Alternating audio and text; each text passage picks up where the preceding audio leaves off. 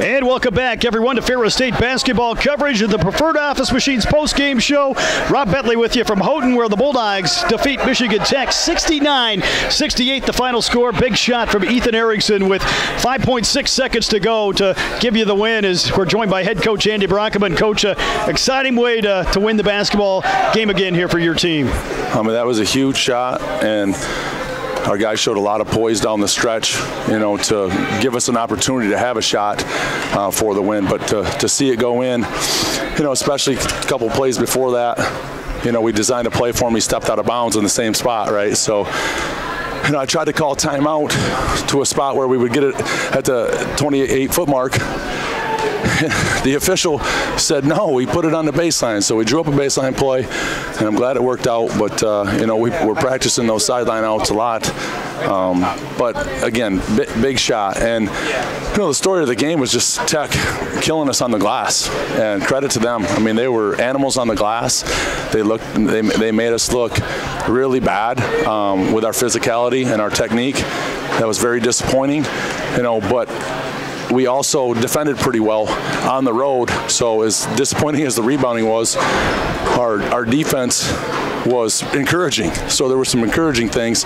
And then, we didn't shoot it real well, but we were able to hang in there and get a look at it at the end. We were in some foul trouble, so we had to manage our rotations. But just a really, really physical game. I mean, really, the GLIAC's so physical, but there is no team that lays their body on you like Michigan Tech.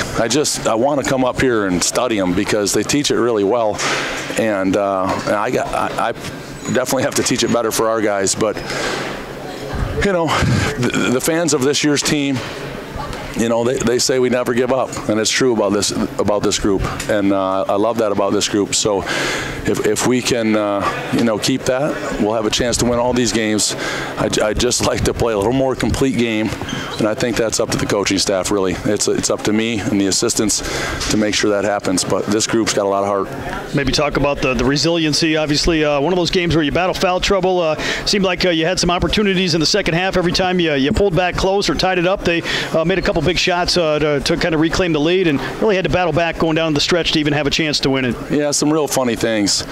Some real funny things. But that's why you play the games. We could jump the ball up right now, play the same game, and it could be, in the 80s or 90s. This one was a defensive battle, and it was physical, and there was just some awkward bounces. Even Reese's layup goes in and out, and we ran a little play for Delapo, got him a wide open three on the Horns flare, and that ball was in. I mean, I don't know what you said when you were watching the game, but something probably like, hey, that ball was halfway in. I mean, it was around the world and out. And those type of things, that's why everybody likes watching this game, because you never know what's going to happen. So resiliency is a mark of this team, and that's a good thing to have. But we stepped up on defense, and we hadn't been guarding anybody, so our offense lost a little traction, but I'll give Tech a lot of credit. When you get down to where you were at that stage of the ball game towards the end, maybe talk about the confidence of your guys. Obviously, you've had a couple game winners here this year, and a couple games where it kind of went down late in the contest where you've made some big shots to come away with a win. Well, there's been a lot of coaches retiring, right? And when you listen to them talk, they always talk about what kind of good players they got. Oh, sorry, Coach. And it's the same for us. It's not really coaching. It's the same message. Like, we have really talented players, that are given everything they have to be as good as they can be. So when you have that, they make plays like that. And, credit to the players. Really, the coaches try to put them in a good position, give them some things that will help them. But these players are good. And, but just to take you into the huddle, I had a play in mind at the 28-foot mark, right? It's a sideline out of bounds. We had to run out of bounds. Of course, everybody knows our out of bounds plays, so I have to draw up a new one.